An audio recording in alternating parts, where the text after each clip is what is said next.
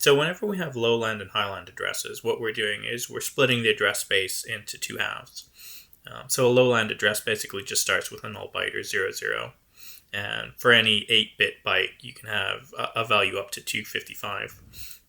Or there are 256 values if you include the value 0 or null.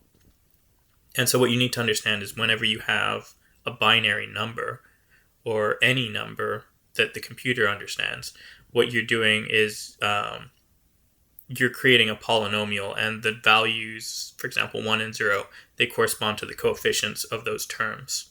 So, for example, we could have 1, which is equivalent to x to the power 0. Anything to the power 0 is just 1. Or we can have x plus 1 and so forth.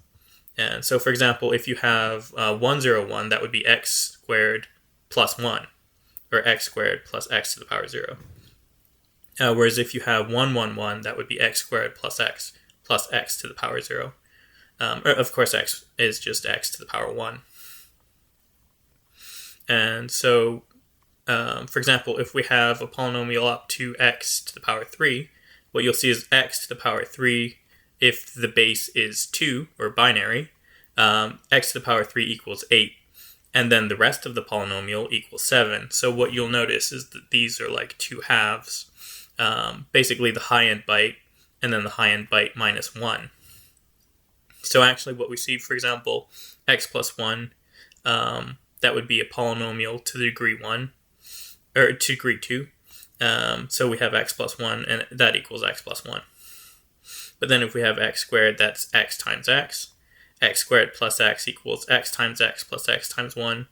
And then so what we can do is we can distribute that, so we get x in brackets x plus 1. So when we get to x squared plus x plus 1, we get x in brackets x plus 1 plus 1.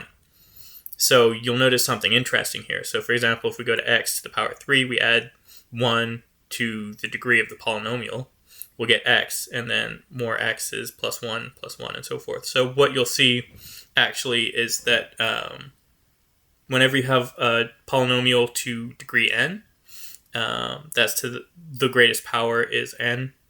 What you'll notice is that for the polynomial pn, or sub n, you get x times p sub n minus 1 plus 1.